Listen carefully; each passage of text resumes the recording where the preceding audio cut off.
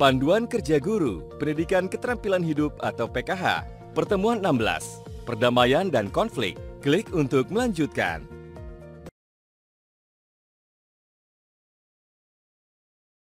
Perhatikan petunjuk penggunaan modul ini.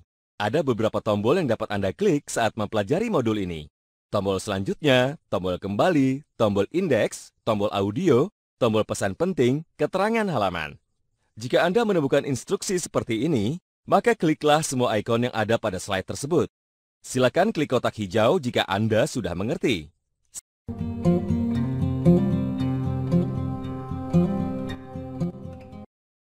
Selamat datang di pertemuan 16, Perdamaian dan Konflik. Pada akhir pertemuan ini, Anda diharapkan mampu untuk memfasilitasi siswa-siswi Anda dalam mendefinisikan makna kata perdamaian dan konflik, mengidentifikasi hal-hal atau cara-cara yang bisa dilakukan untuk menyelesaikan konflik.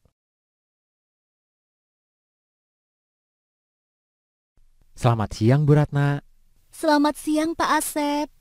Kok baru makan siang, Bu? Iya, Pak. Saya baru melerai 2 anak yang berkelahi. Sampai belum sempat makan. Wah, kenapa sampai berkelahi, Bu? Ini pentingnya kita berdiskusi dengan murid tentang strategi menjaga perdamaian dan mengelola konflik, Pak. Supaya anak-anak tidak perlu menghindari konflik, tapi dapat menyelesaikannya tanpa kekerasan. Untuk mengetahui pembelajaran mengenai konflik yang diterapkan di kelas, klik ikon untuk informasi lebih lanjut.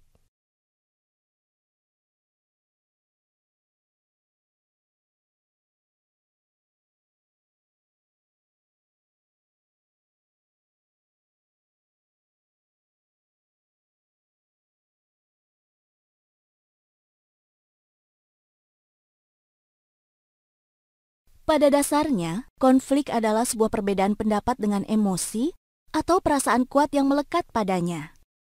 Konflik seringkali identik dengan perkelahian. Namun konflik tanpa kekerasan fisik juga terjadi di sekitar kita, antara individu, keluarga, komunitas, organisasi, dan negara. Adanya konflik dalam hidup merupakan hal yang normal. Bukan begitu, Bu Ratna? Benar sekali, Pak Asep. Bayangkan, betapa membosankannya dunia ini jika kita semua selalu saling setuju terhadap satu sama lain.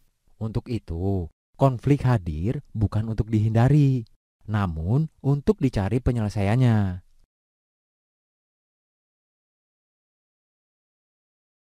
Kata konflik identik dengan kata perdamaian.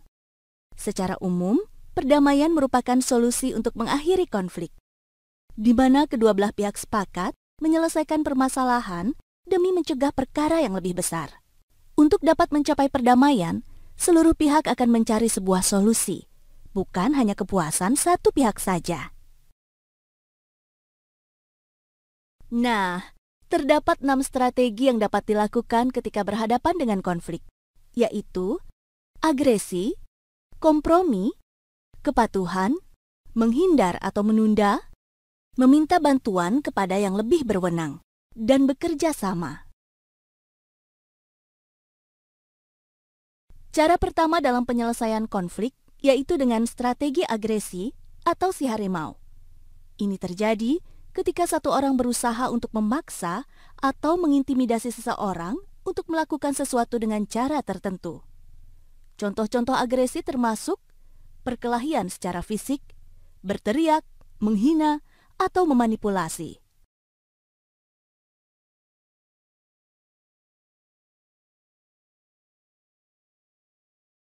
Yang selanjutnya adalah kompromi. Ini terjadi ketika kedua belah pihak memberi sedikit dari apa yang mereka inginkan untuk berusaha menemukan jalan tengah dan solusinya. Hal ini terkadang disebut sebagai sebuah situasi yang saling menguntungkan atau win-win situation.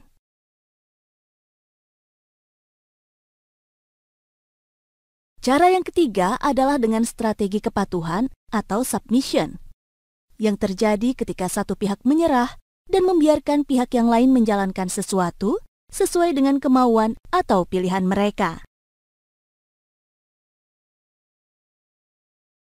Nah, cara berikutnya adalah menghindar atau menunda. Ini terjadi ketika orang-orang menghindar dari konflik dengan cara bersikap seolah-olah tidak ada masalah.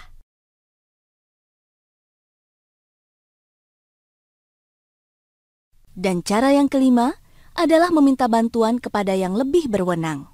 Ini terjadi ketika satu atau kedua belah pihak meminta seseorang dari posisi yang lebih tinggi, seperti pemimpin, hakim, guru, atau orang dewasa lainnya, untuk menyelesaikan konflik mereka.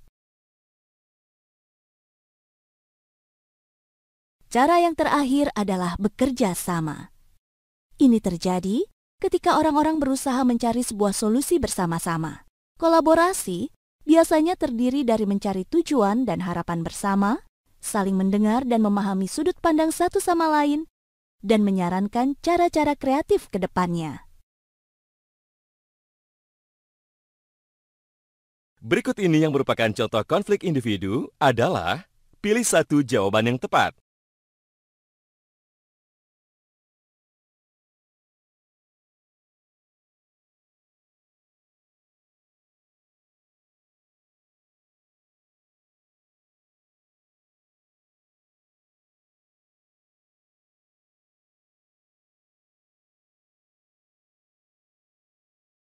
Ketika satu orang berusaha untuk memaksa atau mengintimidasi seseorang untuk melakukan sesuatu dengan cara tertentu, maka ia menggunakan strategi yang disebut pilih satu jawaban yang tepat.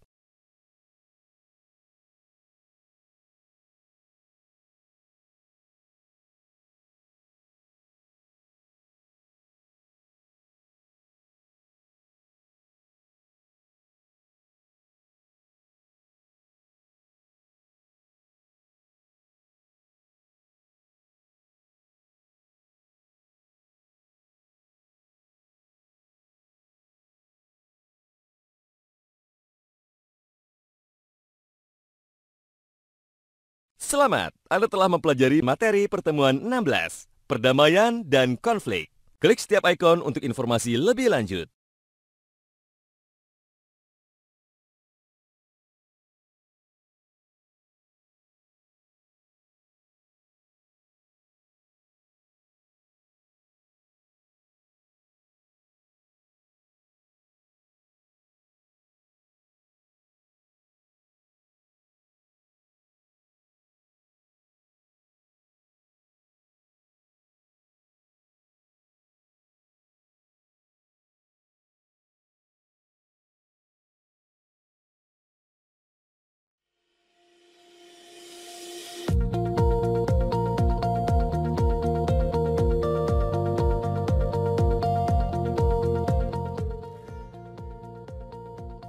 Panduan Kerja Guru, Pendidikan Keterampilan Hidup atau PKH.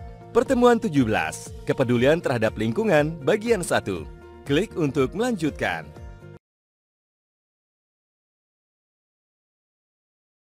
Perhatikan petunjuk penggunaan modul ini. Ada beberapa tombol yang dapat Anda klik saat mempelajari modul ini. Tombol selanjutnya, tombol kembali, tombol indeks, tombol audio, tombol pesan penting, keterangan halaman. Jika Anda menemukan instruksi seperti ini, maka kliklah semua ikon yang ada pada slide tersebut. Silakan klik kotak hijau jika Anda sudah mengerti.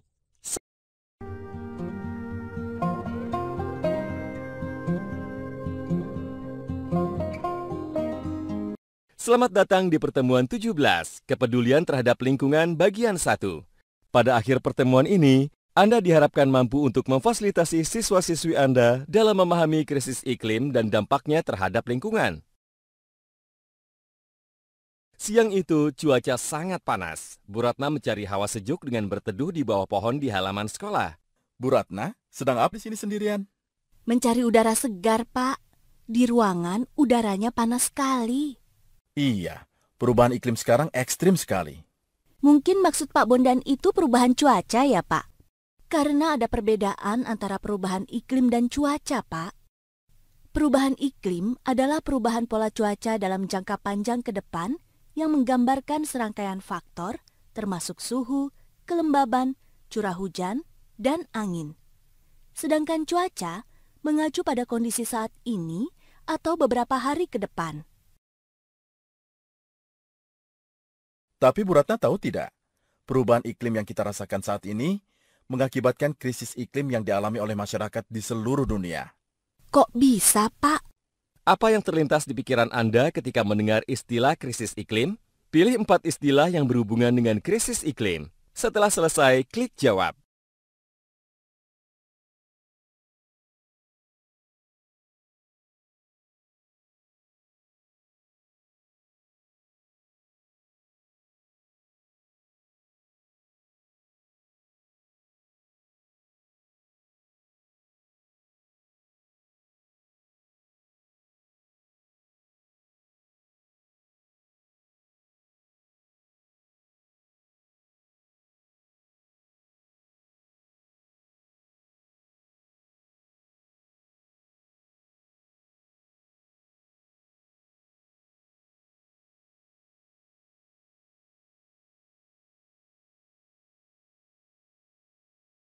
Wah, cukup berbahaya ya, Pak.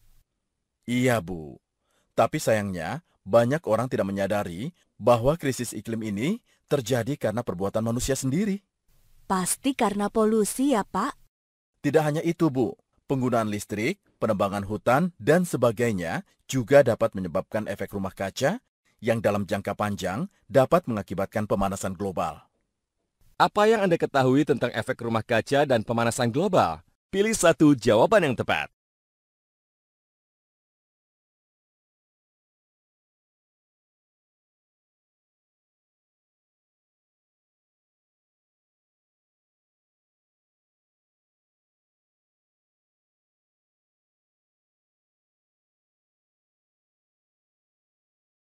Apa yang terlintas dalam benak Anda ketika mendengar frase efek rumah kaca?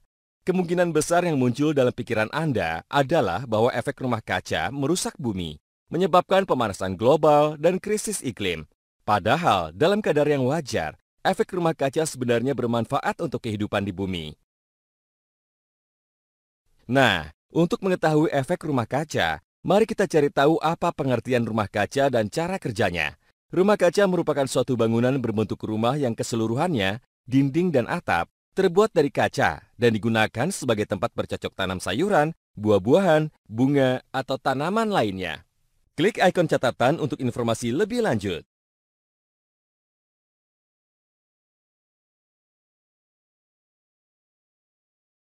Rumah kaca dirancang untuk mempertahankan suhu hangat di dalam ruangan.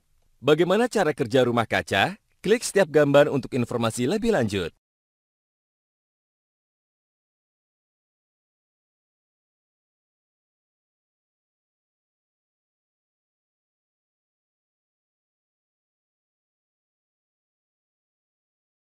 Nah, apa hubungan antara rumah kaca dan efek rumah kaca pada bumi kita? Bumi dilapisi oleh molekul ozon. Lapisan ozon ini bertujuan untuk melindungi bumi dari sinar UV dan menyaring sinar matahari yang baik untuk kehidupan di bumi. Di dalam atmosfer bumi sendiri, terdapat gas-gas yang berfungsi memerangkap panas matahari, seperti fungsi kaca pada rumah kaca. Pada siang hari, gas-gas tersebut menyerap panas matahari yang menembus atmosfer dan menyebabkan suhu permukaan bumi menjadi hangat.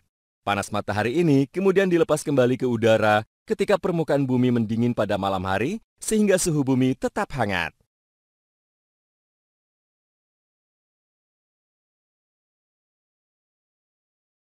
Nah, apa yang akan terjadi jika gas efek rumah kaca di dalam atmosfer bumi makin menebal? Pilih 2 ilustrasi yang menggambarkan kondisi ketika kadar gas efek rumah kaca di dalam atmosfer bumi berlebih.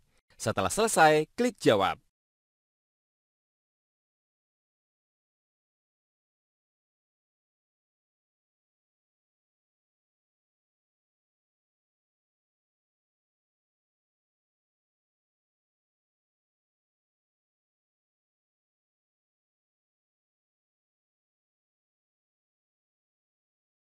Lalu bagaimana efek rumah kaca menjelaskan proses terjadinya pemanasan global? Hingga sekitar 150 tahun yang lalu, kegiatan manusia tidak menghasilkan gas rumah kaca yang terlalu banyak. Hal tersebut berubah ketika hutan-hutan ditebang untuk membangun kota dan peternakan. Adanya penemuan dan inovasi industri yang penting, seperti penggunaan listrik dan gas yang tersebar secara luas, meningkatkan aktivitas pembakaran bahan bakar fosil, antara lain minyak bumi dan batu bara, serta bahan bakar organik lainnya, sehingga membuat lapisan gas pada atmosfer bumi semakin menebal. Makin tebal gas, maka makin banyak sinar matahari yang terperangkap. menyebabkan meningkatnya suhu bumi dan menipiskan lapisan ozon, sehingga efektivitasnya untuk menyaring sinar ultraviolet atau UV yang masuk ke bumi berkurang.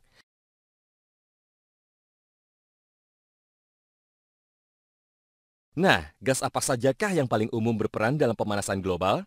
Klik istilah gas untuk informasi lebih lanjut.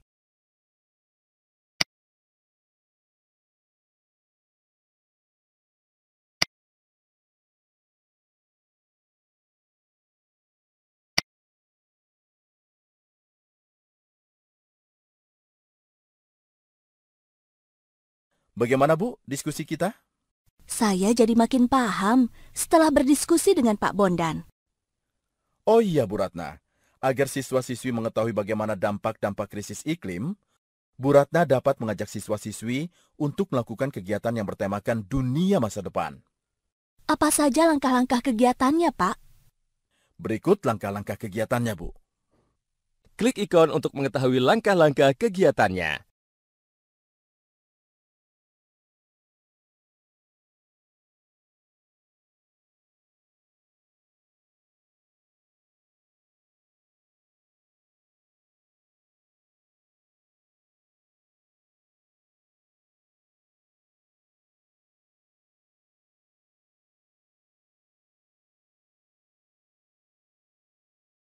Di bawah ini, manakah pernyataan yang sesuai dengan krisis iklim dan efek rumah kaca? Pilih 2 jawaban yang tepat.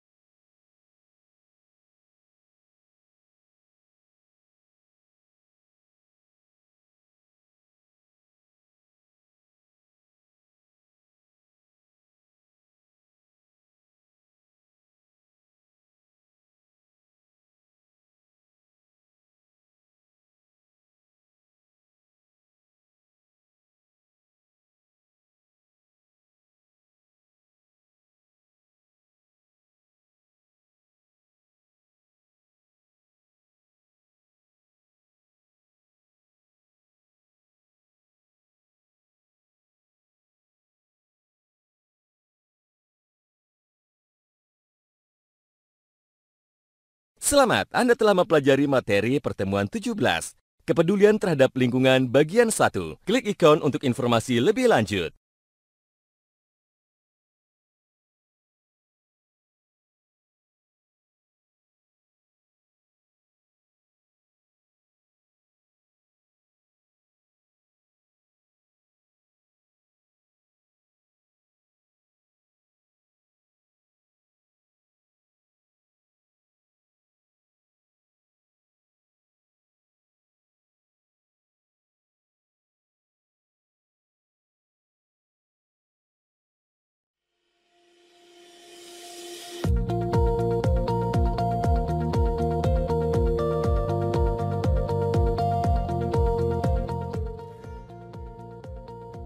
Panduan Kerja Guru, Pendidikan Keterampilan Hidup atau PKH, Pertemuan 17, Kepedulian terhadap lingkungan bagian 2. Klik untuk melanjutkan.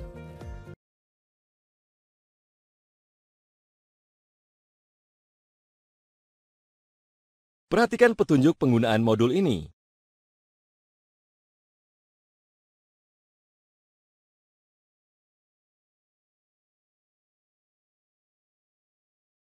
Ada beberapa tombol yang dapat Anda klik saat mempelajari modul ini.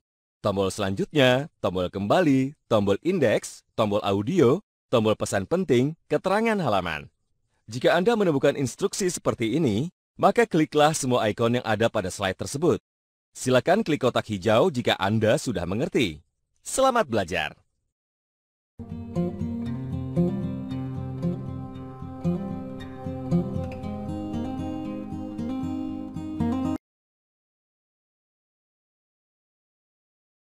Selamat datang di pertemuan 17, Kepedulian terhadap lingkungan bagian 2. Pada akhir pertemuan ini, Anda diharapkan mampu untuk memfasilitasi siswa-siswi Anda dalam mengidentifikasi strategi-strategi untuk mengurangi limbah.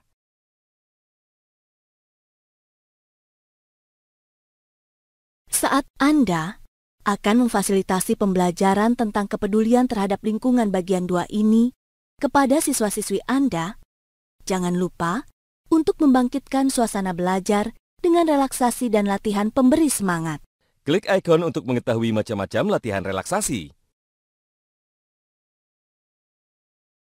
Setelah semangat siswa-siswi terbangun, jawablah pertanyaan pada kotak pertanyaan dan memeriksa pekerjaan rumah dari siswa-siswi. Lalu ingatkanlah kembali siswa-siswi Anda tentang pesan penting pada pertemuan sebelumnya dan menjelaskan tujuan pembelajaran pada pertemuan kali ini, yaitu mengidentifikasi strategi-strategi untuk mengurangi limbah.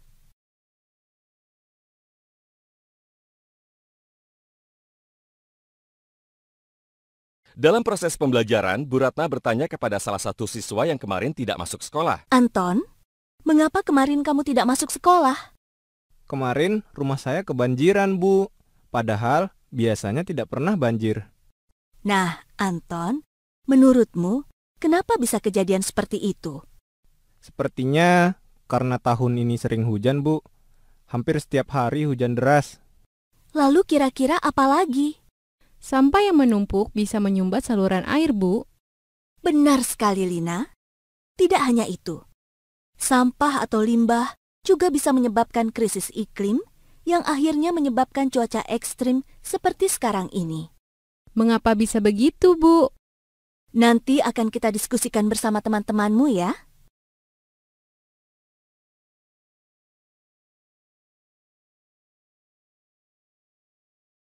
Nah, pada pertemuan sebelumnya, Anda telah mempelajari tentang keterkaitan krisis iklim dan efek rumah kaca terhadap pemanasan global. Pengolahan limbah yang tidak tepat dapat berkontribusi pada pemanasan global. Nah, apa itu limbah? Limbah adalah produk sampingan yang tak terhindarkan dari kehidupan manusia, baik dalam jumlah besar maupun kecil. Kita semua menghasilkan limbah. Cara yang paling umum untuk mengolah limbah ini adalah dengan pembakaran. Pembakaran limbah atau sampah sering ditemukan di berbagai daerah pemukiman di Indonesia. Alasannya sederhana, agar sampah tidak menumpuk. Sayangnya, pembakaran limbah memiliki dampak buruk. Emisi atau pengeluaran karbon dioksida yang terlepas akan merusak dan menipiskan lapisan ozon. Limbah atau sampah yang semula berbentuk padat akan berubah menjadi partikel zat yang dapat merusak lapisan ozon. Gas rumah kaca pun meningkat sehingga pemanasan global makin parah. Jelaskan kepada siswa-siswi Anda bahwa salah satu tindakan terpenting yang dapat diambil untuk mencegah krisis iklim adalah mengurangi jumlah limbah yang kita produksi, terutama limbah plastik. Kemudian, jelaskan kepada siswa-siswi Anda mengenai contoh kasus satu pulau satu suara dari Bali, mengenai unjuk rasa terhadap permasalahan-permasalahan yang berhubungan dengan limbah plastik yang memasuki atau mencemari pantai dan laut mereka. Klik ikon untuk informasi lebih lanjut.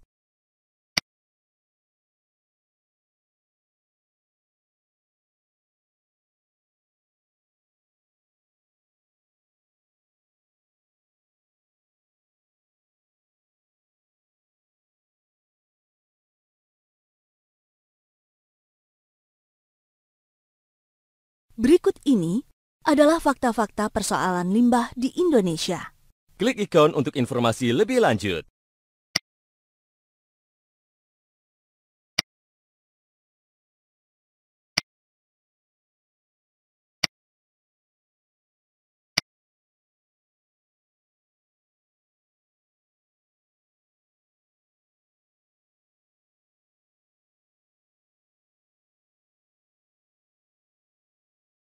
Lalu bagaimana menyelesaikan permasalahan limbah ini?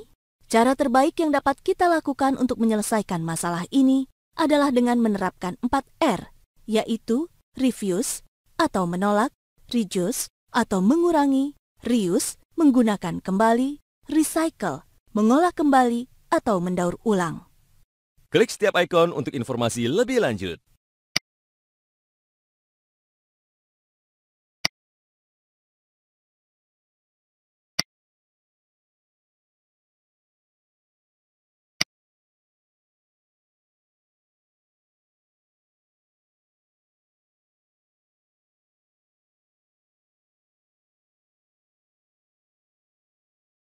Selanjutnya, menjelaskan mengenai dekomposisi.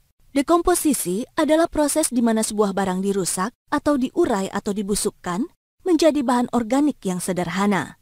Beberapa barang seperti limbah sayur membusuk dengan cukup cepat, sedangkan barang-barang lainnya seperti limbah plastik membutuhkan waktu yang sangat lama untuk membusuk.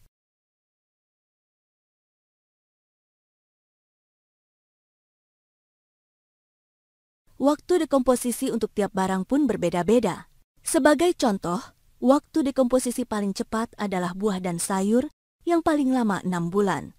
Sedangkan botol plastik membutuhkan hingga 450 tahun untuk terdekomposisi.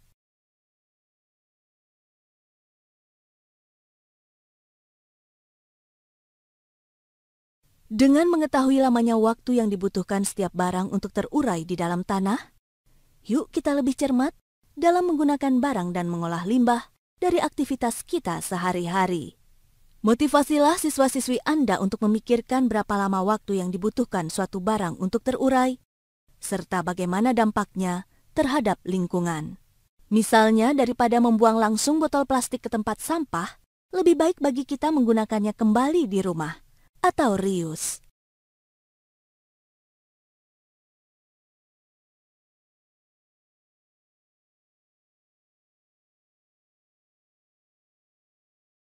Cara terbaik yang dapat dilakukan untuk menyelesaikan masalah limbah adalah dengan menerapkan 4R, yaitu pilih satu jawaban yang tepat.